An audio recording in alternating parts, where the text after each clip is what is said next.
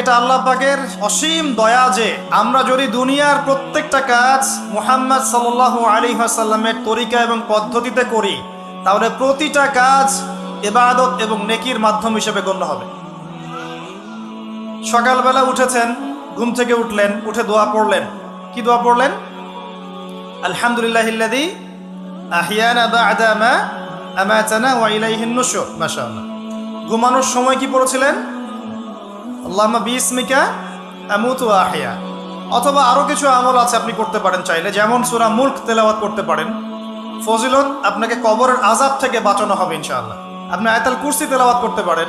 ফজিলত, সারা রাত একজন ফেরেশতা আপনাকে পাহারা দিবে ইনশাআল্লাহ। আপনি সূরা ফালাক, নাস, ইখলাস পড়ে ঘুমাতে পারেন এবং হাত দুটোকে একত্রিত করে ফু দিয়ে মাথা থেকে নিয়ে যতদূর পর্যন্ত হাত যায় মাসাহ করতে পারেন। ঘুমের মধ্যে আপনার কোনো সমস্যা হবে না ইনশাআল্লাহ।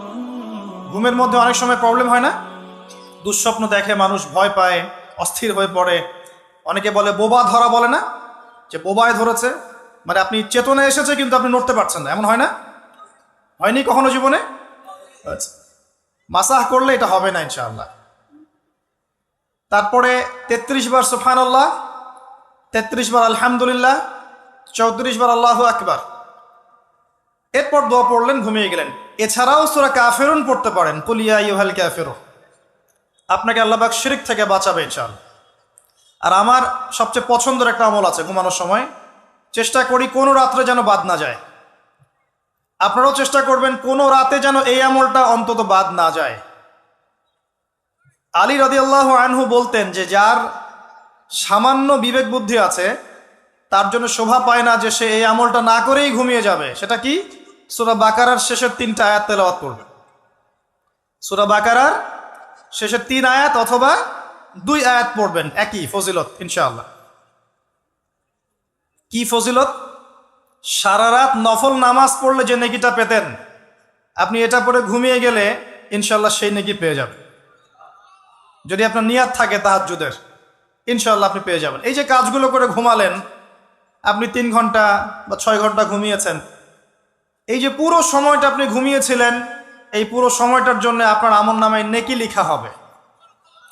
অথচ ঘুমের দরকার কার ছিল? আমার না আল্লাহর? কার স্বার্থ এখানে? আমার স্বার্থ। ওয়াজআলনা নাওমাকুম সুবাতা, ঘুমকে বানিয়েছি আরামের, বিশ্রামের মাধ্যম। বিশ্রাম আমি নিলাম, রেস্ট আমি নিলাম, আমি ঘুমালাম, আবার নেকিও কে পেল? আমি। কারণ কি? কারণ আমি ঘুমিয়েছি মুহাম্মদ সাল্লাল্লাহু আলাইহি ওয়াসাল্লামের তরিকা এবং সুন্নাহ অনুযায়ী। ডান কাত হয়ে যদি পারেন ওযু করে নিতে পারেন, আরো ভালো হয়। তো এই যে ঘুমালেন, নেকি হয়ে গেল। ঘুম থেকে উঠলেন, দোয়া পড়লেন, নেকি হয়ে গেল। এবার আপনি টয়লেটে যাচ্ছেন, টয়লেটে যাওয়ার সময় বলছেন কি? আল্লাহুম্মা ইন্নী আউযু বিকা মিনাল খুবসি ওয়াল খাবাইস। এই যে টয়লেট করছেন, এই সময়টুকুতে নেকি পাচ্ছেন। বের হচ্ছেন, বলছেন গোফরানাকে। ওযু করছেন, বিসমিল্লাহ বলে শুরু করছেন। ওযু করার পরে বলছেন কি? আশহাদু আল্লা ইলাহা ইল্লাল্লাহ ওয়াহদাহু লা শারীকা লাহ ওয়া আশহাদু আন্না মুহাম্মাদান আবদুহু ওয়া রাসূলুহু আল্লাহুম্মা ইজআলনি মিনাত তাওয়াবিন ওয়াজআলনি মিনাল মুতাতাহহিরিন। ওযুটা কি হয়ে গেল? নেকি হয়ে গেল। এভাবে আপনি নামাজে যাচ্ছেন। এবার এই যে মসজিদে যাচ্ছেন পায়ে হেঁটে, প্রত্যেক পদক্ষেপে আপনার গুনাহ মাফ হচ্ছে, প্রত্যেক পদক্ষেপে আপনার নেকি হচ্ছে এবং রহমত বরকত হচ্ছে। এছাড়াও আপনার মর্যাদা আল্লাহর কাছে বাড়ছে। সলাতে নামাজ, জামায়াতে সলাত পড়ছেন, নর্মালি নামাজ পড়লে আপনি যে নেকি পেতেন তার চাইতে 25 বা 27 গুণ বেশি পাচ্ছেন। এবং একটা সামাজিক ঐক্য গড়ে উঠছে। সামাজিক ঐক্য, মুসলিমদের মধ্যে ভেদাভেদহীন একটা সাম্যের সমাজ গড়ে উঠছে নামাজের মধ্য দিয়ে, তাই নয় কি? নামাজটা নেকি। নামাজ শেষ হয়ে গেল, আপনি এখন বসে বসে জিকির আজগার করছেন। নামাজের পরে জিকির আছে না? নাকি ইমাম সাহেবের সাথে একটা মোনাজাত দিয়েই চলে যাবেন? কি করবেন? তাসবিহ তাহলিল নাই? আস্তাগফিরুল্লাহ আস্তাগফিরুল্লাহ আস্তাগফিরুল্লাহ নাই? আল্লাহুম্মা আনতাস সালাম ওয়া মিনকাস সালাম তাবারাকা ইয়া যাল জালালি ওয়াল ইকরাম নাই? আল্লাহুম্মা আইন্নি আলা যিকরিকা ওয়া শুকরিকা ওয়া হুসনি ইবাদাতিক নাই? আয়াতুল কুরসি নাই? ফালাক নাস ইখলাস, অনেক তাসবিহ তাহলিল আছে। 33 বার সুবহানাল্লাহ, 33 বার আলহামদুলিল্লাহ, 33 বার আল্লাহু আকবার, কালিমা শাহাদাত আছে না? এবং আপনি দোয়াও করবেন, কারণ ফরজ সালাতের পরে দোয়া কি হয়? কবুল হয়। তো এই যে নামাজটা আপনি পড়লেন, নেকি হয়ে গেল মাশাআল্লাহ। তাসবিহ তাহলিল করছেন, আপনি নেকি পাচ্ছেন, আলহামদুলিল্লাহ।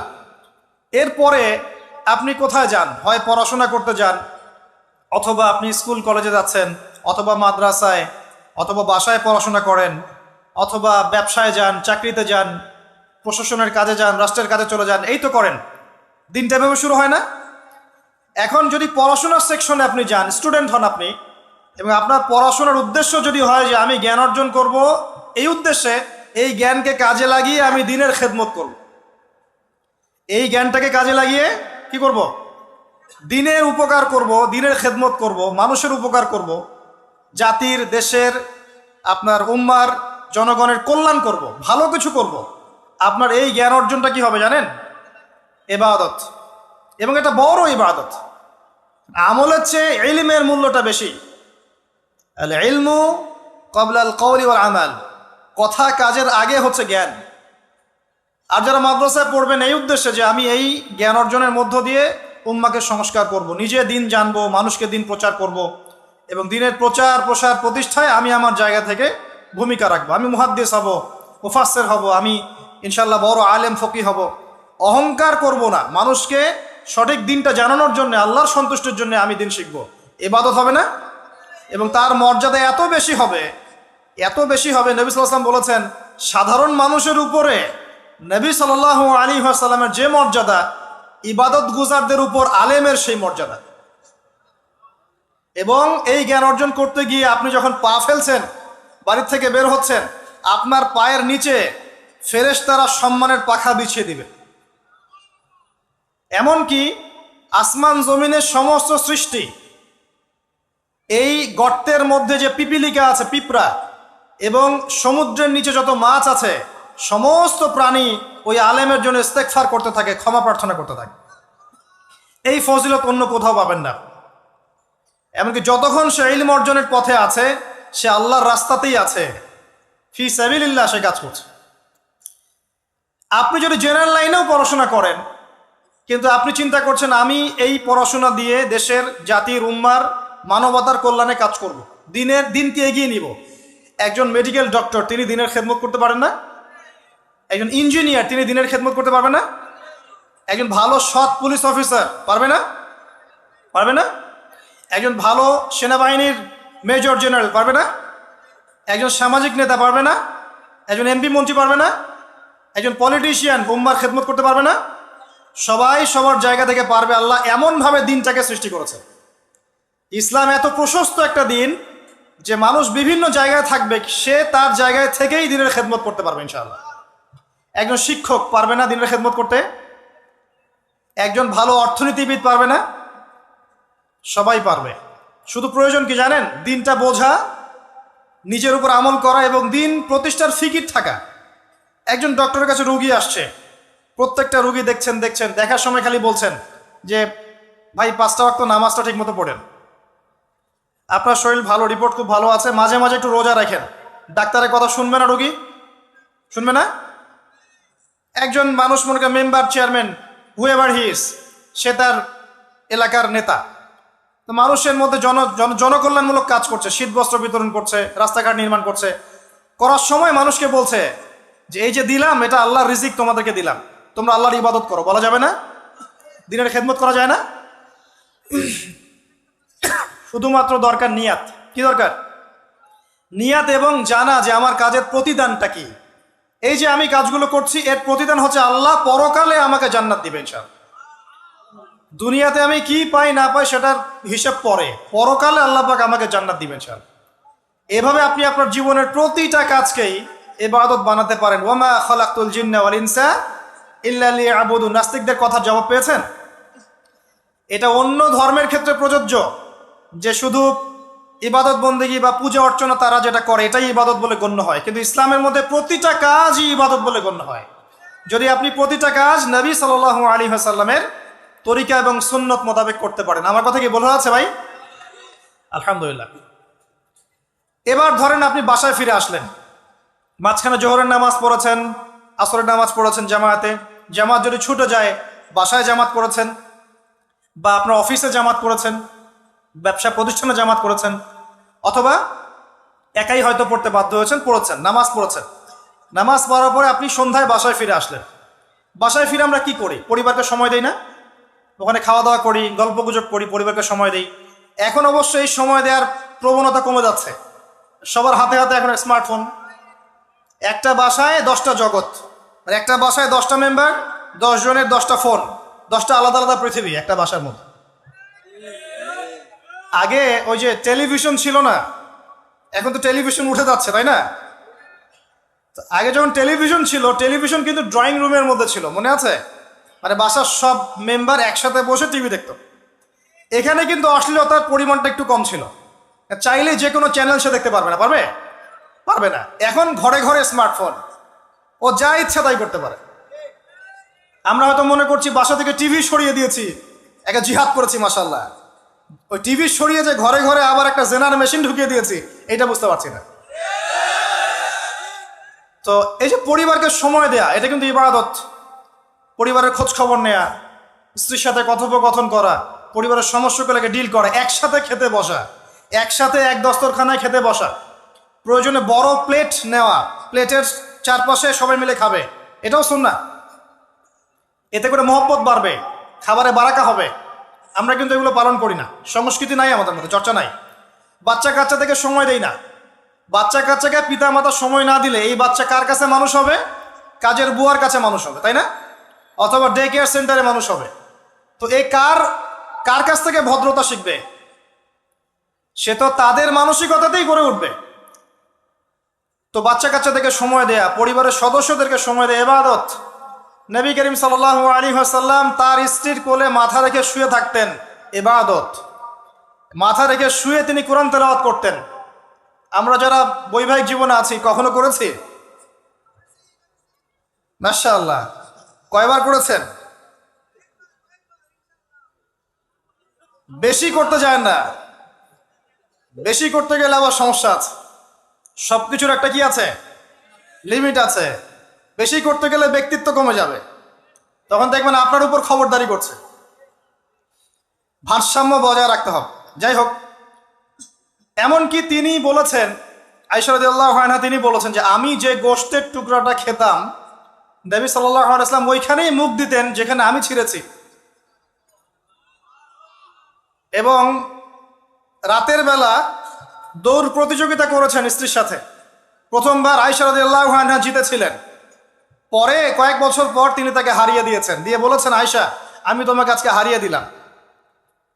এই যে সুন্নাহ, পারিবারিক সুন্নাহগুলো আমাদের মধ্যে উঠে যাচ্ছে না ভাই? পরিবারের সবার সাথে সময় দিতে হয়, খোঁজ খবর নিতে হয়, কথাবার্তা বলতে হয়। স্পেশালি বাচ্চাদের ব্যাপারে খেয়াল রাখতে হয়। বাচ্চা কাচ্চা যারা আছে এরা কাদের সাথে মিশছে, কাদের সাথে মিশছে, কাদের সাথে খেলছে, যে স্কুলে পড়ছে ওর পরিবেশটা কেমন, যে মাদ্রাসা যাচ্ছে ওর পরিবেশটা কেমন, ওকে কারা পড়াচ্ছে, কাদের কাছ থেকে দিন শিখছে, সে কাদের কাছ থেকে ইলম শিখছে, এগুলো জানা দরকার আছে। পরিবারের ব্যাপারে সচেতন থাকতে হবে। এই কারণে আল্লাহ পাক বলেছেন, কু আনফুসাকুম ওয়া আহলিকুম নারা, নিজে পরিবার, নিজে জাহান্নামের আগুন থেকে বাঁচো, পরিবার বর্গকে বাঁচাও। কিন্তু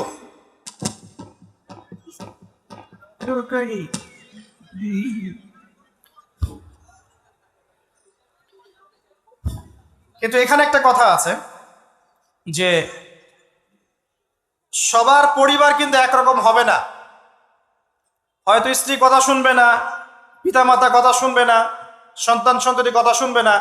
এক্ষেত্রে আপনার জন্য হেদায়েত কোথায় জানেন? ওই যে নূহ আলাইহিস সালামকে দেখেন, 950 বছর দাওয়াতি কাজ করেছিলেন, তার সন্তান কিন্তু ঈমান নিয়ে আসে নাই, তার স্ত্রী কিন্তু ঈমান নিয়ে আসে নাই। অতএব আপনি ঈমানদার হলেই যে সবাই আপনার কথা মেনে নেবে এমনটাও নয়, কিন্তু দাওয়াত দিতে হবে, চেষ্টা করতে হবে। এরপর যদি না করে, তাদের লাকুম দিনুকুম ওয়ালিয়া দিন, তুমি তোমার হিসাব দিবা, আমি আমার হিসাব দিব। চেষ্টাটা বড় কথা। লূত আলাইহিস সালামের স্ত্রী ঈমান নিয়ে আসে নাই।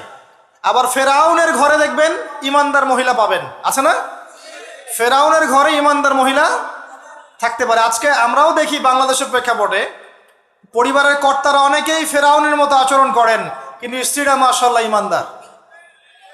এবং অনেক অনেক দেখা যায় যে এক্সকিউজ আমাদের কাছে আসে যে পরিবারের কর্তা ইসলাম পছন্দ করে না, কিন্তু স্ত্রী পর্দা করতে চায়, মেয়েরা পর্দা করতে চায়, দিন শিখতে চায়, পরিবারের কর্তারা সুযোগ দেয় না। এমন অনেক অবজেকশন কিন্তু আসে আলেমুল আমাদের কাছে। তো মনে রাখবেন, সব সময় যে পরিবার সবার একরকম হবে এমনটা জরুরি নয়। পরিবার নূহের মতো হতে পারে আলাইহিস সালাম, লূত আলাইহিস সালামের মতো হতে পারে, আবার মুহাম্মদ সাল্লাল্লাহু আলাইহি ওয়াসাল্লামের মতোও হতে পারে। আমাদের কাজ হচ্ছে পৌঁছে দেয়া, তা'মুরুনা বিল মা'রুফ ওয়া তানহাউনা আনিল মুনকার, এতটুকু। আপনি আপনার অধীনস্থদের উপরে কঠোর হতে পারবেন, যেমন আপনার স্ত্রী এবং সন্তান সন্ততি। কিন্তু আপনার বাবা নামাজ পড়ে না, যার বয়স 60 বছর, আপনি কি তাকে পিটাতে পারবেন? পারবেন না। কিন্তু আপনার সন্তানের বয়স 12 বা 15, সে নামাজ পড়ে না, আপনি তাকে মারতে পারবেন না? এই হলো অবস্থা। পরিবারকে সময় দিতে হবে তাদের হেদায়েতের জন্য, এটা কিন্তু ইবাদত। এমনকি স্ত্রীর সাথে যে সময়টা আপনি কাটাচ্ছেন, অন্তরঙ্গ সময়, এটার জন্যও আপনি নেকি পাবেন। সাহাবায়ে কেরাম বললেন, ইয়া রাসূলুল্লাহ সাল্লাল্লাহু আলাইহি ওয়াসাল্লাম, এই কাজটা তো আমরা প্রবৃত্তির মানে যে তাড়না, এটা নিবারণ করতে গিয়ে কাজটা করি, এর জন্যও কি নেকি পাবো? নবী সাল্লাল্লাহু আলাইহি ওয়াসাল্লাম বললেন, এই কাজটা তোমরা যদি অন্য কারোর সাথে করতে তোমাদের কি গুনাহ হতো না? সাহাবীরা বললেন, হ্যাঁ গুনাহ হতো। অতএব এই কাজ তুমি যদি স্ত্রীর সাথে করো, ইনশাআল্লাহ তুমি নেকি পাবে। সন্তানদেরকে বড় করছি, এই সন্তানদেরকে এই নিয়াতে বড় করতে হবে যে এরা বড় হয়ে আল্লাহর দিনকে এগিয়ে নিবে, আল্লাহর পথে দায়ী হবে, আলেম হবে, মুজাহিদ হবে, মুহাদ্দিস হবে, মুফাসসির হবে, তারা দ্বীনের খেদমত করবে। এই সন্তান আপনার জন্য সাদকায়ে জারিয়ার মাধ্যম হবে ইনশাআল্লাহ। কিছু না হোক, সন্তান ভালো মানুষ হবে, তার দ্বারা কেউ ক্ষতিগ্রস্ত হবে না, সে মানবতার কল্যাণে কাজ করবে, আপনি ওই সন্তানের জন্য নেকি পাবেন ইনশাআল্লাহ তাআলা।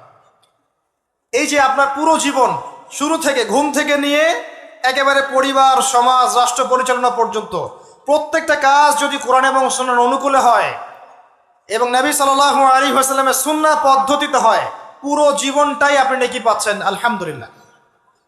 এটাই সেই আয়াত, ওয়া মা খালাকতুল জিন্না ওয়াল ইনসা ইল্লা লিয়াবুদুন, আমি মানুষ এবং জিনকে সৃষ্টি করেছি শুধুমাত্র আমার ইবাদত করার জন্য।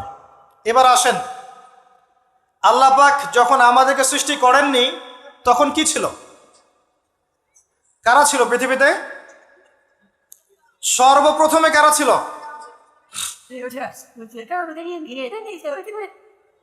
পৃথিবীতে আমরাই প্রথম প্রজাতি নই। আমরা তো এখন মনে করি যে পৃথিবীটা আমাদের, তাই না? আমরা এলিয়েন খুঁজে বেড়াই, অন্য গ্রহে প্রাণী আছে কিনা, অথচ বোকা মানুষরা নিজেই জানে না যে এই পৃথিবীর আমরাই বাসিন্দা ছিলাম না। আমাদেরকে জান্নাত থেকে এই পৃথিবীতে পাঠানো হয়েছে। এই পৃথিবীতে আমরা ছিলাম না, এই পৃথিবীতে অন্য প্রজাতি ছিল, অন্য মাখলুক ছিল। ওয়াল্লাহু আ'লাম বিসওয়াব, তারা কারা ছিল? প্রথমে আল্লাহ একা ছিলেন, কেউ ছিল? হুয়াল আউয়াল, তিনি প্রথম, এবং সবশেষে আল্লাহ পাক একা থাকবেন, কেউ থাকবে? কুল্লু মান আলাইহা ফান, আছে না? প্রথমে আল্লাহ একা ছিলেন, শেষেও আল্লাহ একা থাকবেন। হুয়াল আউয়াল ওয়াল আখির ওয়াজ যাহির ওয়াল বাতিন ওয়া হুয়া বিকুল্লি শাইইন আলিম। আল্লাহ একা ছিলেন, এরপরে আল্লাহ পাক সৃষ্টি করেছেন আরশ।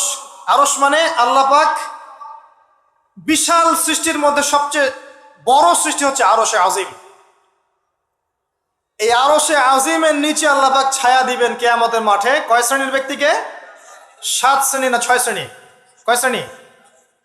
হ্যাঁ, 7 শ্রেণী। তার মধ্যে এক শ্রেণী হচ্ছে তারা যারা তাদের যৌবন কালটাকে আল্লাহর পথে বিলিয়ে দিয়েছে। এই একটা হাদিসই যথেষ্ট যুবক ভাইদের জন্য, যুবতীদের জন্য, যারা তাদের যৌবন কালটাকে আল্লাহর পথে বিলিয়ে দিয়েছে, এদেরকে আল্লাহ পাক তার আরশের ছায়ায় ছায়া দিবেন। ওই দিন ওই ছায়া ছাড়া কোনো ছায়া থাকবে? আল্লাহ পাক আরশ সৃষ্টি করেছেন, আরশটা ছিল পানির উপরে। কার উপরে? কানা আরশুহু আলাল মা, তার আরশটা ছিল পানির উপরে। এরপর আল্লাহ পাক 6 দিনে সৃষ্টি করেছেন পুরো মহাবিশ্ব। কয় দিনে? 6 দিন। আমাদের দিনের মতো দিন না, আল্লাহর কাছে শুধু যে কিয়ামতের দিনটাই আমাদের হিসেবে 50,000 বছরের সমান। কত বছর ভাই? 50,000 বছরের সমান একদিন, কিয়ামতের দিন। কিয়ামতের দিনের কি দরকার ছিল? কি মনে হয় আপনাদের? কিয়ামতের দিনের কি দরকার ছিল? ছিল। যদি কিয়ামতের দিন না থাকতো তাহলে পৃথিবীর সব জালেম পার পেয়ে যেত। কিয়ামতের দিন আছে বলেই কোনো জালেম পার পাবে না ইনশাআল্লাহ। কোনো মাজলুমের চোখের প্রাণী বৃথা যাবে না ইনশাআল্লাহ, কারণ কিয়ামতের দিন আছে। এটা হচ্ছে মাজলুমের আশার দিন আর জালেমের জন্য হতাশার দিন। কিয়ামতের দিন না থাকতো তাহলে সমস্ত খুনি, ব্যভিচারী, ধর্ষণকারী, জালেম, ফাসেক, আল্লাহদ্রোহী সবাই পার পেয়ে যেত না। আল্লাহ পাক পার দিবেন না বলেই কিয়ামতের দিন রেখেছেন। ছোটবেলা আমরাও মনে করতাম যে মানুষের জন্ম নিয়েছে, কি ভুলটা করলাম, হিসেব নিকেশ, জান্নাত জাহান্নাম, কত সমস্যা। যত দিন যাচ্ছে বুঝতে পারছি যে ভাগ্যিস কিয়ামতের দিন বলে একটা দিন আছে, নাহলে জালেমের এই জুলুমের কোনো বদলা হতো না আর মাজলুম তার অধিকার ফিরে পেত না। তো 50,000 বছরের সমান ওই দিন মানুষ অস্থির হয়ে যাবে এই কারণে বিচার শুরু হচ্ছে না কেন। একবার আদম আলাইহিস সালামের কাছে দৌড় দিবে, একবার নবী নূহ, একবার মূসা, একবার ঈসা, একবার ইব্রাহিম, সবাইকে রিকোয়েস্ট করবে মানুষ দলে দলে গিয়ে যে আল্লাহকে বলেন অ্যাটলিস্ট বিচারটা যেন শুরু করেন উনি। অপেক্ষা করা কাজটা কষ্টকর না ভাই? কারোর জন্য অপেক্ষা করে কষ্টকর না? অপেক্ষা করতে করতে ঘামে একদম গলা পর্যন্ত ডুবে যাবে। আল্লাহ পাক হেফাজত করুন আমাদেরকে। ওই 7 শ্রেণীর মানুষের মধ্যে আল্লাহ পাক আমাদেরকে আশ্রয় দান করুন, আল্লাহুম্মা আমিন। এরপরে যেটা বলছিলাম যে এই 50,000 বছরের সমান দিনে একজন ব্যক্তি আপনার আমার জন্য সুপারিশ করবে, তার নাম কি? এবার হাত উঁচু করেন, কতজন আপনাদের মধ্যে ওই ব্যক্তির সাল্লাল্লাহু আলাইহি ওয়াসাল্লাম তার জীবনী পড়েছেন জীবনে একবার? অনেস্টলি বলবেন, সততার সাথে। হাত নামান। এবার চিন্তা করেন, এই যে আমরা স্লোগানগুলো দেই যে আল কোরআনের আলো ঘরে ঘরে জালো, নারায়ে তাকবীর, আল্লাহু আকবার, স্লোগান দেই না অনেক? বাস্তবতা স্লোগানের মধ্যে পার্থক্য নাই?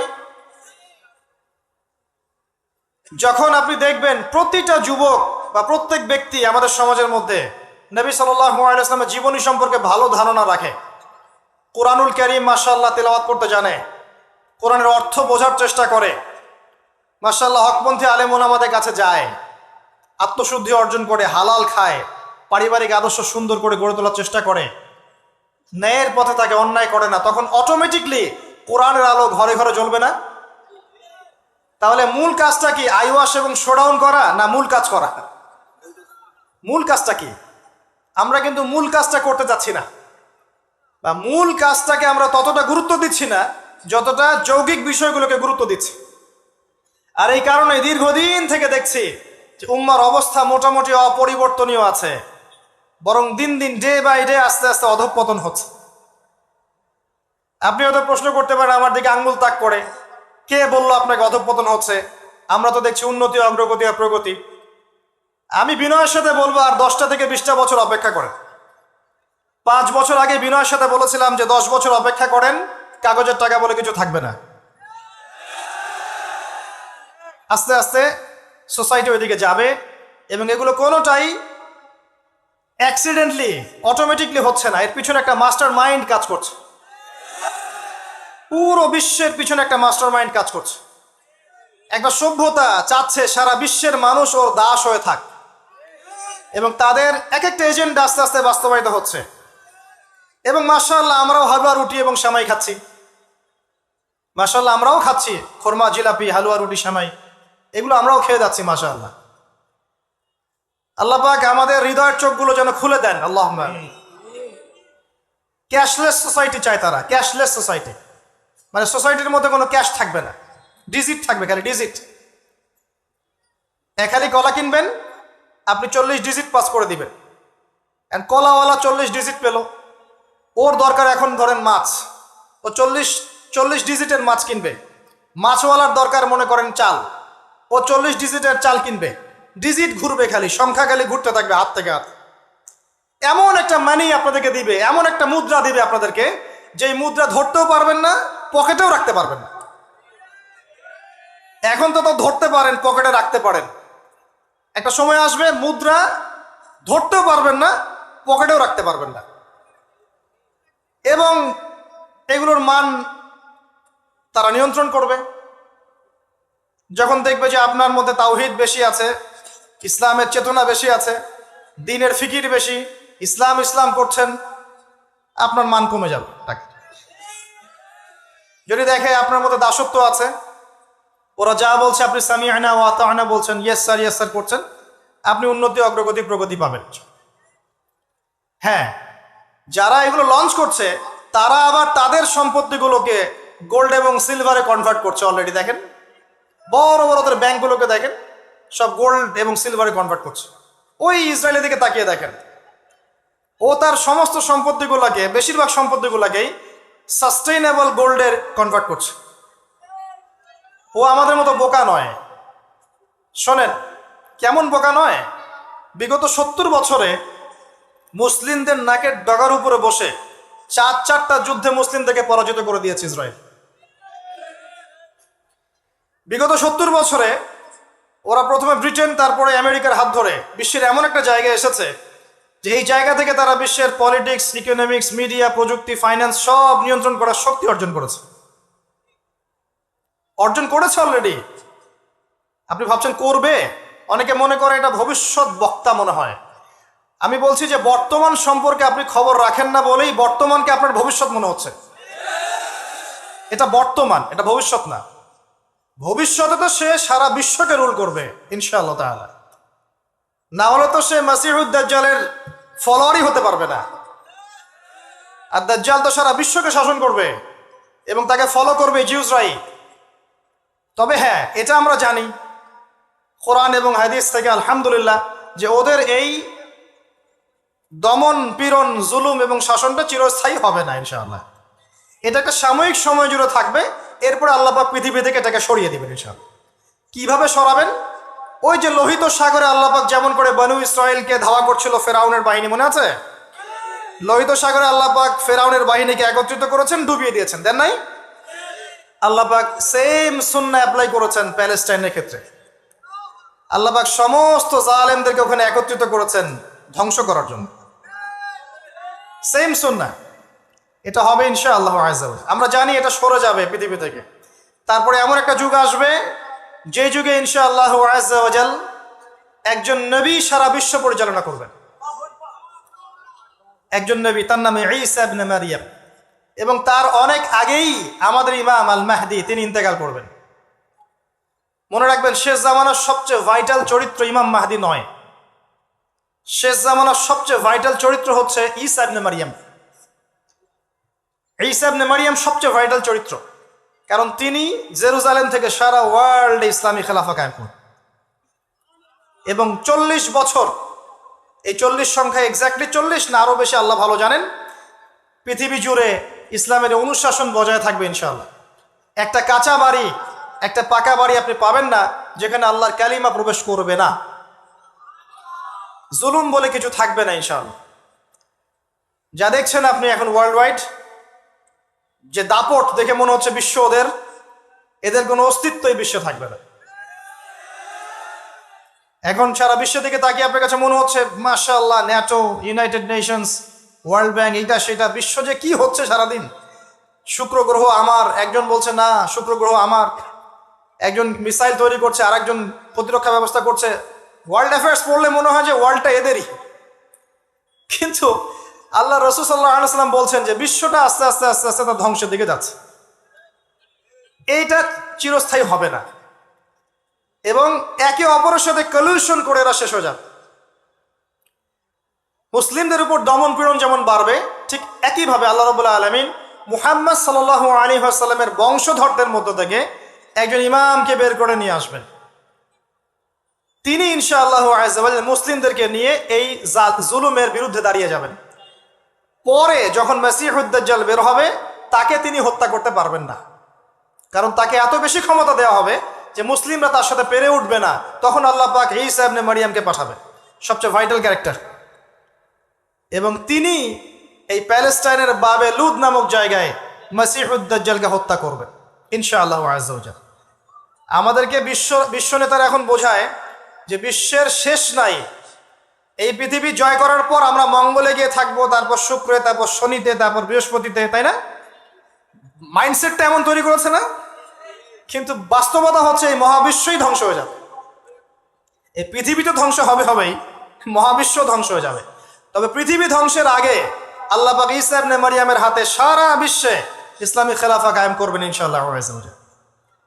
মাঝখানে একটা সময় আপনাকে পার করতে হবে। কত বছর? ননসেন্স প্রশ্ন, যে ভাই কত বছর, 100, 200, 500, আল্লাহ ভালো জানেন, আমরা জানি না এবং জানার কথাও না। কেউ যদি বলে এত সাল, সে নিশ্চিত কাযযাব, একজন মিথ্যাবাদী। এবং এটা একটা অহেতুক কথা, এত সাল, এত বছর পর, এটা আমরা বলতে পারবো না। কিন্তু এতটুকু বলতে পারবো যে পৃথিবী চিরদিন এভাবে থাকবে না। ওয়ার্ল্ডে এখন যা দেখছেন এগুলো চিরস্থায়ী হবে না। আস্তে আস্তে আস্তে আস্তে রাত যত গভীর হবে, ভোর তত কাছাকাছি আসবে। এবং এই পুরো বৈশ্বিক জুলুম, ফাসাদ, আপনার জেনা, আপনার পর্নোগ্রাফি, আপনার মাদক, সুদ, জুলুম, অত্যাচারের মধ্যেও দেখবেন প্রত্যেকটা জায়গায় জায়গায় আল্লাহ পাক কিছু না কিছু আল্লাহর বান্দাকে রেখে দিবেন। এবং আমার বিশ্বাস তাদের বেশিরভাগই হবে যুবক শ্রেণী। এটা আমার মত, আল্লাহ ভালো জানেন, আমার মনে হয় যে বেশিরভাগই হবেন যুব সমাজ। এবং আমার কাছে একটা দলিল আছে কেন মনে হয়। কারণ আসহাবুল কাহফ যারা ছিলেন তারা যুবক ছিলেন। প্রত্যেক যুগে যুগে আসহাবুল কাহফ থাকবেন ইনশাআল্লাহ তাআলা। তাদের হাতেই আল্লাহ পাক ইনশাআল্লাহ তাআলা এই দিনটাকে আমানত হিসেবে রাখবেন। উলামায়ে কেরাম তাদেরকে এগিয়ে নিয়ে যাবে। আস্তে আস্তে দেখবেন পরবর্তী জেনারেশনের পতাকা তারা বহন করবে ইনশাআল্লাহ। এখন যে কথাগুলো বলতে এতগুলো কথা বললাম, যে যখন আল্লাহ পাক মহাবিশ্ব সৃষ্টি করেছেন 6 দিনে, তখন মানুষের কোনো অস্তিত্ব ছিল না। ছিল? কোনো অস্তিত্ব ছিল না, মানুষের অস্তিত্বই ছিল না। সূরা দাহর পড়েন 1 নম্বর আয়াত, আল্লাহ পাক বলছেন হাল আতা আলাল ইনসান হিনুম মিনাদ দাহরি লাম ইয়াকুন শাইআন মাযকুরা। মানুষের উপর একটা সময় চলে গেছে যখন মানুষ কোনো আলোচ্য বিষয় ছিল না। এখন সারা ওয়ার্ল্ডের দিকে তাকালে মনে হয় যে মানুষই সবকিছু, তাই না? অথচ মানুষের বাইরে যে একটা জাতি আছে, জিন জাতি, এটাকে বিশ্বাসই করে না মানুষ। মানুষের আশপাশে ঘুরছে ফেরেশতারা, মানুষ বিশ্বাসই করে না। আল্লাহ পাক আছেন আরশে আজিমে, তার উপরে, মানুষ বিশ্বাসই করে না যে আল্লাহ বলে কেউ আছে। মানুষ মনে করে বিগ ব্যাং থেকে সব সৃষ্টি হয়েছে। হ্যাঁ, অনেক মানুষ মনে করে যে আল্লাহ বলতে কেউ নাই, সবকিছু বিগ ব্যাং থেকে সৃষ্টি হয়েছে। অথচ আল্লাহ পাক কোরআনে বলেছেন আওয়ালাম ইয়ারাল্লাযীনা কাফারু, সূরা আম্বিয়া 30 নম্বর আয়াত, আন্নাস সামাওয়াতি ওয়াল আরদা কানাতা রাতকান ফাফাতাকনাহুমা। কাফেররা কি লক্ষ্য করে দেখে না এই মহাবিশ্ব এবং পৃথিবী একটা বিন্দুর মধ্যে ছিল, আমি এটাকে পৃথক করে দিয়েছি, পার্থক্য করে দিয়েছি। ওয়াজআলনা মিনাল মাই কুল্লা শাইইন হাই, প্রত্যেক জীবন্ত প্রাণীকে সৃষ্টি করেছি পানি দ্বারা। আফালা ইউমিনুন, এরপরেও কি তারা বিশ্বাস করবে না? যারা সায়েন্সের ছাত্র, নিউক্লিয়াস সম্পর্কে পড়ে দেখেন, সাইটোপ্লাজম সম্পর্কে পড়ে দেখেন, ওখানে কতটুকু পানি আছে, কত অংশ পানি আছে। আল কোরআন বৈজ্ঞানিক, সম্পূর্ণ বৈজ্ঞানিক, কিন্তু বিজ্ঞান কোরআনিক হতেই হবে জরুরি না। বিজ্ঞানের কোনটা সত্য কোনটা মিথ্যা এটা কোরআন দিয়ে মানদণ্ড হিসেবে যাচাই করা যাবে। কোরআনের কোনটা সত্য কোনটা মিথ্যা এটা বিজ্ঞান দিয়ে যাচাই করা যাবে না। আল্লাহ পাক সৃষ্টি করেছেন, এরপরে মানুষকে সৃষ্টি করে একা ছেড়ে দেননি। আল্লাহ পাক প্রথমে নাম শিখিয়েছেন, সমস্ত জ্ঞান শিখিয়েছেন কাকে? আদম আলাইহিস সালামকে। ওয়াল্লামা আদম আল আসমা কুল্লাহা, মহাবিশ্বের সমস্ত নাম আমি আদমকে শিখিয়েছি। সুবহানাল্লাহ। আমাদের পিতা আদম আলাইহিস সালামের ডিএনএ এর মধ্যে জ্ঞান ছিল, সমস্ত জ্ঞান ছিল যা আল্লাহ পাক শিখিয়েছেন। বাই ডিএনএ আমাদের মধ্যে জ্ঞানগুলো এসেছে, এমনি এমনি আসেনি। মানুষ একটা বুদ্ধিবৃত্তিক প্রাণী না? অটোমেটিকলি কি মানুষ জ্ঞান শিখে ফেলেছে? আল্লাহ এই জ্ঞান আদম আলাইহিস সালামকে শিখিয়েছেন, তার বংশধরদের মধ্যে জ্ঞান ছড়িয়ে পড়েছে। এরপর আল্লাহ পাক জান্নাতে রেখেছেন, শর্ত দিয়েছেন কি? ওয়ালা তাকরাবু ওয়ালা তাকরাবা হাযিহিশ শাজারা, তোমরা দুজন এই গাছের কাছে যাবে না। পরীক্ষা। গাছটার নাম কি? এটা হচ্ছে ওই প্রশ্নের মতো ঈসা আলাইহিস সালাম কবে আসবেন। গাছটার নাম কি? এটা ওই প্রশ্নের মতো যে দাজ্জালের আসল নাম কি হবে, ইমাম মাহাদি কত সালে আসবেন। এগুলো ওই প্রশ্নের মতো যে ওই গাছটার নাম কি ছিল। প্রয়োজন নাই গাছের নামের আমার। গাছটা ছিল একটা টেস্ট, পরীক্ষা। গাছের কাছেও যেও না। চলে গেলেন, কার প্ররোচনা চলে গেলেন? ইবলিস। তার নাম কি? ইবলিস। আচ্ছা, ইবলিস আমল করতো না? ইবলিস ফেরেশতাদের সর্দার ছিল না? কি কারণে আল্লাহ পাক তাকে বহিষ্কার করলেন? অহংকার, রাইট। আবা ওয়াস্তাকবারা, সিজদা করি নাই।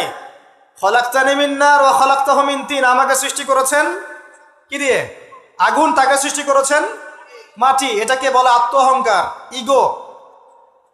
মনে রাখবেন, আপনার যত বড় সার্টিফিকেট থাকুক, কেমব্রিজ থেকে, অক্সফোর্ড থেকে, হার্ভার্ড থেকে বা দারুল উলুম থেকেই, যদি আপনার কাছে অনেক বড় বড় সার্টিফিকেট থাকে কিন্তু মনের মধ্যে অহংকার থাকে, আপনার মনের মধ্যে নূর আসবে না। যদি আসতো তাহলে ইবলিসের মনে আসতো। তার জ্ঞানের কোনো কমতি ছিল না। ওয়াস্তাকবার, সে অহংকার করেছিল। আর অহংকার কাকে বলে? মাতারুন নাস, মাতারুল হক ওয়া গামতুন নাস, সত্যকে প্রত্যাখ্যান করা এবং অন্যদেরকে ছোট করা, আন্ডার এস্টিমেট করা। আর আমাদের সংস্কৃতি এখন হচ্ছে অন্যকে আন্ডার এস্টিমেট করা। আমাদের চরিত্রই হয়ে গেছে এমন, গীবত, তোহমত, অপবাদ, সমালোচনা, কাদা ছড়াছড়ি, চুল ছেঁড়াছেড়ি, এগুলোই সংস্কৃতি। যতক্ষণ আমরা এই কাজগুলো করতে থাকি ততক্ষণ ওই যে ইসরায়েল, সে আরো 10টা মিসাইল বানিয়ে ফেলে।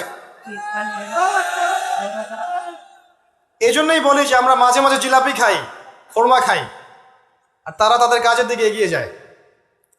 প্রথম দিকে হালুয়া রুটি বলেছিলাম, অনেকে রাগ হয়েছিল, ওই জন্য হালুয়া রুটি শব্দটা বলি না, আর বলি জিলাপি আর খোরমা খাই। এখন অনেকে রাগ হয় না। তো বাস্তবতা এমন ভাই, শোনেন, এই জায়গায় 1 মিনিট সময় দেন। একটা সময় ছিল, এই জায়গাটা খুব ভালো করে শোনেন। একটা সময় ছিল, আবু বকর সিদ্দিক রাদিয়াল্লাহু আনহুর যুগ, ওমর ইবনুল খাত্তাব, উসমান বিন আফফান, আলী ইবনে আবি তালেব, উমাইয়া খেলাফত, আব্বাসীয় খেলাফত, ফাতেমি, মামলুক, কর্ডোভা, উসমানীয়, এই যে খেলাফত ছিল। স্বর্ণযুগের মধ্যে ইসলাম বেশি ছিল, আস্তে আস্তে ইসলাম কমতে থাকে, কিন্তু অ্যাটলিস্ট মুসলিমদের একটা শক্তি ছিল, মুসলিমদের একটা ল্যান্ড ছিল, একটা ইমারত ছিল, একটা জামা ছিল, খেলাফা ছিল, আমির ছিল, ইকোনমিক পাওয়ার ছিল, প্রযুক্তি ছিল, সামরিক বাহিনী ছিল, সব কিছু মুসলিমদের হাতে ছিল। এরপর একটা যুগ আসলো, এই যুগের বয়স বেশি দিন না, 100, 200, 300 বছর। এই লাস্ট 200-300 বছরে দেখবেন আপনি নো স্টেট, কোনো স্টেট নাই। যেগুলো আছে সেগুলো টুকরা টুকরা, পিস আপ করা, ব্রিক্স অ্যান্ড পিসেস, মানে টুকরায় টুকরায় ভাগ করা হয়েছে। কারোর সাথে কারো মহব্বত নাই। মানে ওই দেশের মানুষ মরলে এই দেশের মানুষ হাসে। এখানে আঘাত আসলে ওরা বলে যে আমি তো বাংলাদেশি না, তো বাংলাদেশের ব্যাপারে আমার নাক গলানোর দরকার নাই।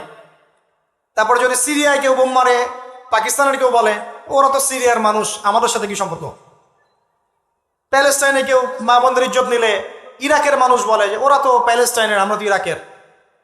ইউনাইটেড কোনো ফর্ম নাই, প্রথম কথা।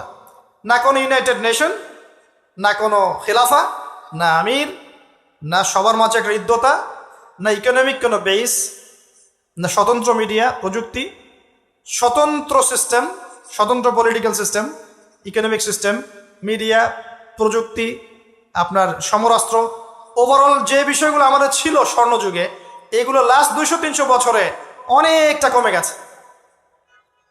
এবং যখন কমে গেছে, এই সময়টুকুর মধ্যে ইসলামের বিরোধী শক্তি যারা আছে, স্পষ্ট প্রকাশ্য বিরোধী শক্তি যারা ভিতরের বাইরের, এরা এই প্রত্যেকটা সেক্টরে উন্নতি করেছে। আর আমরা এই মূল জিনিসগুলো দিকে ফোকাস না করে পড়েছিলাম কোথায়? আপোষের গীবত, আমাদের তহমত, আপোষের কাদা ছড়াছড়ি। একটা নেশনের মধ্যে সবাই ভাই না আমরা? একটা নেশন, মানে একটা নেশনে কি থাকে? ল্যান্ড থাকে, ভূখণ্ড লাগে, সার্বভৌমত্ব লাগে, জনসংখ্যা লাগে, তারপর কি লাগে? এগুলো লাগে না? সরকার লাগে। 4টা ফর্ম, 4টা বিষয় দরকার হয়। রাষ্ট্রের সঙ্গে এগুলো পাবেন। ওভারঅল দেখবেন গভর্নমেন্ট থাকবে, প্রশাসন থাকবে, জনগণ থাকবে, আলেমোলামা থাকবে, যুব সমাজ থাকবে, তরুণ প্রজন্ম থাকবে, যুবতীরা থাকবে, বাচ্চা কাচ্চা থাকবে। এই হচ্ছে আপনার প্রজন্ম, একটা নেশন। এই নেশনের সবাই আমরা একে অপরের ভাই নই? আমরা সবাই এক জাতি না? নাকি সবাই সবার শত্রু? আমরা কি কেউ কারো শত্রু?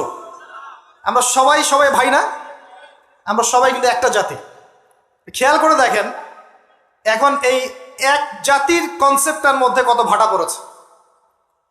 এক ধর্মনেতা আর এক ধর্মনেতাকে দেখতে পারে না, এক বক্তা আর এক বক্তার সমালোচনা না করলে ভাত হজম হয় না। এক ভাই একটা দল করে, আরেক ভাই আরেকটা দল করে, এই ভাই এই ভাইয়ের ক্ষতি না করতে পারলে ঘুম হয় না। আমরা কি আপোষেই লড়াই করছি না? আমরা কি একে অপরের সাথে লড়াই করে সময় নষ্ট করছি না? পক্ষান্তরে আমাদের স্পষ্ট যারা শত্রু দেখেন ওয়ার্ল্ড ওয়াইড, তারা কি একত্রিত হয়ে আমাদের বিরুদ্ধে নাই? এই সহজ বাংলা কথাটা আমাদের বুঝে কেন আসে না যে আমরা সবাই এক, আমরা সবাই মুসলিম, এটাই আমাদের মৌলিক পরিচয়। আমরা সবাই মুসলিম, এটা আমাদের মৌলিক পরিচয়। আমাদের মধ্যে আল্লাহ পাক কাউকে কর্তৃত্ব দিয়েছেন, কাউকে অধীনস্থ করেছেন, কাউকে আল্লাহ পাক ইলম দিয়েছেন, জ্ঞানের শরীয়তের, কাউকে দেন নাই। কাউকে তরুণ বানিয়েছেন, কাউকে তরুণী বানিয়েছেন, কাউকে বৃদ্ধ বানিয়েছেন, কাউকে যুবক বানিয়েছেন। কেউ ঘর সামলাচ্ছে, কেউ সমাজ সামলাচ্ছে, কেউ অর্থনীতি সামলাচ্ছে, কেউ রাষ্ট্র সামলাচ্ছে। সবাইকে আমরা একে অপরের ভাই নই? নাকি আমরা সবাই একে অপরের শত্রু? আমরা কি করেছি? আপোষে, লড়াইয়ে, সমালোচনায়, ইখতিলাফে, গীবতে, তহমতে এতটা সময় পার করেছি যে এই সময়টুকুর মধ্যে ওরা অনেক দূর এগিয়ে গেছে এবং এই এগিয়ে যাওয়াটা ওদের আরো বাড়তে থাকবে। কারণ কিছু পাপের শাস্তি আমাদেরকে পেতে হবে দুনিয়ায়, কিছু ভুলের শাস্তি আমাদেরকে দুনিয়ায় পেতে হবে ইনশাল্লাহ। এরপর একটা প্রজন্ম আসবে যারা এই ভুলগুলো করবে না ইনশাল্লাহ। বিশ্বাস করেন, এরপরে ইনশাল্লাহ এমন কোন প্রজন্ম আসবে ইস্তাবদিল কওমান গায়রাকুম। আল্লাহ পাক বলেছেন, তোমরা যদি দায়িত্ব পালন না করো তোমাদেরকে আমি সরিয়ে দিয়ে নতুন সম্প্রদায়কে নিয়ে আসবো। সুম্মা লা ইয়াকুনু আমসালাকুম, তারা তোমাদের মতো হবে না।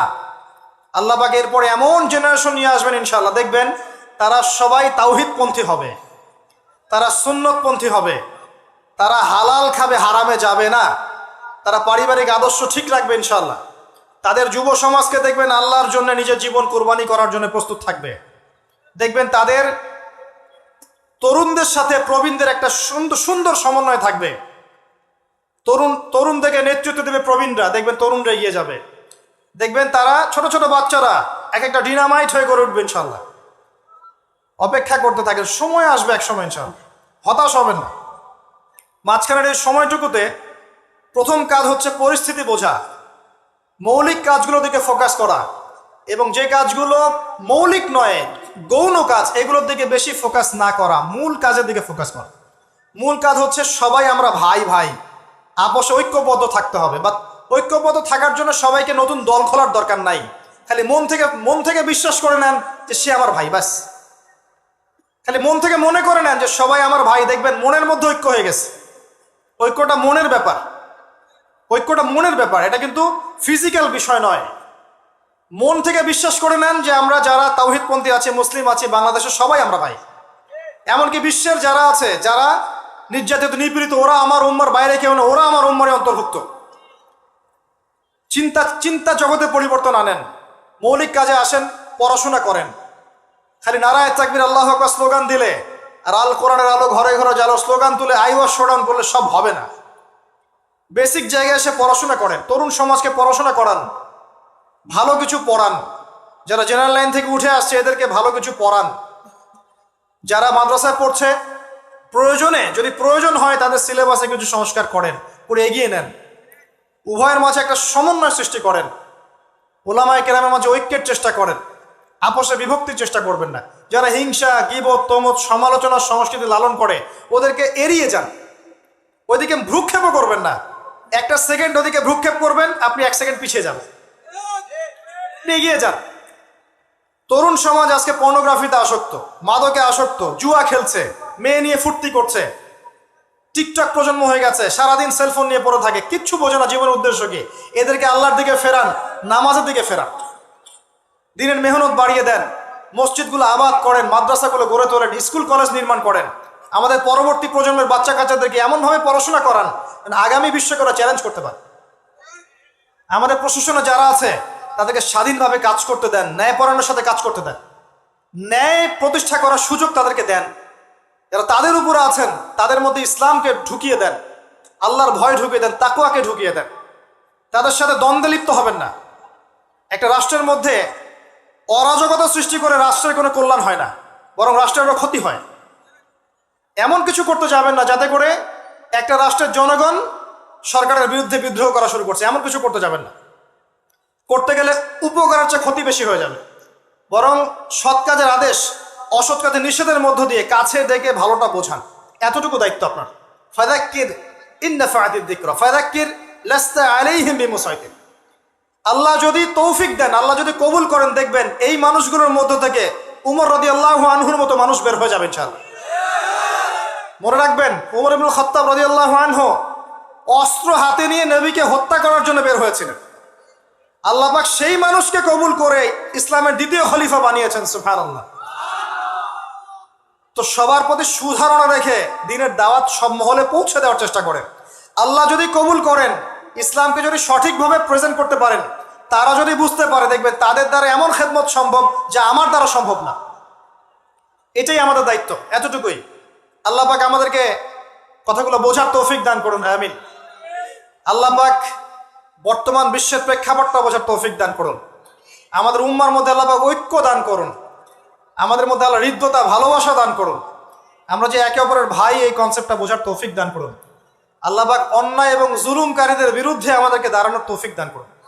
আল্লাহ পাক যুব সমাজকে খাস করে আমি দোয়া করছি, যুব সমাজকে আল্লাহ পাক যেন হেদায়েত দিয়ে ইসলামের পথে নিয়ে আসে। যারা আজকে আল্লাহ ভোলা, রাসূলকে ভোলা, আল্লাহ যেন এই বান্দাদেরকে খাস করে দয়া করে আল্লাহ এবং তার রাসূলের দিকে আসার তৌফিক দান করেন। 5 ওয়াক্ত নামাজ জামাতে পড়ার তৌফিক দান করেন। আল্লাহ পাক আমাদের বিত্তশালীদেরকে দিনের জন্য অর্থ ব্যয়ের দিকে এগিয়ে আসার তৌফিক দান করেন। আমার লেকচার শেষ হয়নি। আমাদের ঊর্ধ্বতন কর্তৃপক্ষ থেকে শুরু করে টপ টু বটম যারা আছি, সবাইকে যার যার জায়গা থেকে দিনের খেদমত করার তৌফিক আল্লাহ পাক দান করেন। ইসলাম যে একটা সাম্যের ধর্ম, মানবতার ধর্ম এবং সমস্ত বিষয়ের সমাধান যে ইসলামে আছে, এটা বোঝার তৌফিক আল্লাহ পাক তাদেরকে দান করুন এবং আমাদেরকেও সঠিকভাবে উপস্থাপন করার তৌফিক দান করুন। আল্লাহ পাক আমাদের মধ্যে যেন ভুল ত্রুটিগুলোকে মাফ করে দেন। যদি আল্লাহ আমাদের দ্বারা পসিবল না হয়, আমরা যদি এগুলোর যোগ্য না হয়ে থাকি, আল্লাহ পাক যেন আমাদেরকে সরিয়ে দিয়ে অন্য এমন সম্প্রদায় নিয়ে আসেন যারা এই কাজগুলো করতে পারবে ইনশাআল্লাহ। আল্লাহুম্মা আমিন। তারপরেও আমরা চাই আল্লাহর জমিনে আল্লাহর দিনটা যেন বিজয় হয়। আল্লাহুম্মা আমিন। শেষ করার আগে আমি আর কিছু কথা বলে শেষ করছি যে আল্লাহ পাক এই দুনিয়ার জীবনে যে মানুষকে সৃষ্টি করে পাঠিয়েছেন ওই জান্নাত থেকে, এমনি এমনি পাঠাননি প্রিয় ভাইয়েরা। সময় আপনি পাবেন সর্বোচ্চ 60, 70, 80, 100 বা 120 বছর, এর বেশি সময় হয়তো আপনি পাবেন না। এই সময়টুকুর মধ্যে আপনার আমার কর্তব্য হচ্ছে জীবনটাকে ভাগ করে ফেলা, জীবনের কোন কোন জায়গায় কাজ করতে হবে ফিক্স করা। মনে করেন আপনার বয়স 30 বছর, শোনেন আপনাদের চেয়ে আমার তারা বেশি আছে, তারপর আমি কথাগুলো বলে যেতে যাচ্ছি। মনে করেন আপনার বয়স 30 বছর, রাত্রে ঠান্ডা মাথায় চিন্তা করেন এই 30 বছরে আপনি কি কি পাপ করেছেন, কাগজে কলমে লিখে ফেলেন। আপনি অনেকগুলো পাপ খুঁজে পাবেন। এই পাপকে 2 ভাগে ভাগ করেন, একটা পাপ আল্লাহর সাথে সম্পৃক্ত, একটা বান্দার সাথে সম্পৃক্ত। যেগুলো আল্লাহর সাথে সম্পৃক্ত, খালি 2 রাকাত নামাজ পড়ে আল্লাহকে বলেন, আল্লাহ, না বুঝে না জেনে শয়তানের প্ররোচনায় পড়ে আল্লাহ জীবনে ভুল করেছেন, আল্লাহ ওয়াদা করছে আজকের পর থেকে কখনো এই পাপে লিপ্ত হব না। পড়বেন আস্তাগফিরুল্লাহাল্লাযী লা ইলাহা ইল্লা হুয়াল হাইয়ুল কাইয়্যুম ওয়া আতুবু ইলাইহি, মুস্তাইয়িদুল ইস্তিগফার। আপনি বিশ্বাস রাখেন আল্লাহ পাক আপনার সমস্ত গুনাহকে নেকি দিয়ে পরিবর্তন করতে পারেন। আর কিছু পাপ থাকবে মানুষের সাথে সম্পৃক্ত, কারো গীবত করেছেন, কারো টাকা নিয়ে দেন নাই, কারো মাল আত্মসাৎ করেছেন, কাউকে গালি দিয়েছেন, এগুলো মানুষের সাথে সম্পৃক্ত। তাদের কাছে গিয়ে গিয়ে ক্ষমা চাইতে হবে। এরপর আপনি পাপ মুক্ত হলেন। বাকি জীবনটাকে ভাগ করে নেন, বছরকে মাসে ভাগ করেন, মাসকে দিনে ভাগ করেন। ওই যে শুরুতে যে সুন্নাহগুলোর কথা বললাম, 24 ঘন্টা দিন রাতকে সাজিয়ে ফেলেন, সময় নষ্ট করেন না। বাকি যতদিন বেঁচে থাকবেন ডেইলি সুন্নাহ পালন করেন, আদর্শ পরিবারটা গড়েন, হালাল খান, আপনার সন্তানদেরকে বড় করে তোলেন, সমাজের উপকার করেন, রাষ্ট্রের উপকার করেন, জনগণের কল্যাণে কাজ করেন, উম্মার কল্যাণে কাজ করেন। আপনার ক্ষুদ্র ক্ষুদ্র প্রচেষ্টা ইনশাল্লাহ দেখবেন আগামী দিনগুলোতে ইসলামের বড় বিজয় নিয়ে আসবে ইনশাল্লাহ। এর চেয়ে বেশি কনস্ট্রাকটিভ কোনো কথা বলার মতো জ্ঞানও আমার নাই। আমি ক্ষুদ্র জ্ঞানের মানুষ, আল্লাহ পাক যতটুকু বলার তৌফিক দান করেছেন বললাম। এর মধ্যে যদি ভুল ত্রুটি কিছু বলে থাকে এটা আমার পক্ষ থেকে, আর সঠিক বিষয়গুলো আল্লাহর পক্ষ থেকে। আকুলু কওলি হাযা আস্তাগফিরুল্লাহ লি ওয়া লাকুম ওয়া লিসাইরিল মুসলিমিন। বারাকাল্লাহু লানা ওয়া লাকুম বিল আয়াতিল হাকীম। ইন্নাহু তাআলা জাওয়াদুন কারীম বার রাউফুর রহিম। সুবহানাকাল্লাহুম্মা ওয়া বিহামদিক আশহাদু আন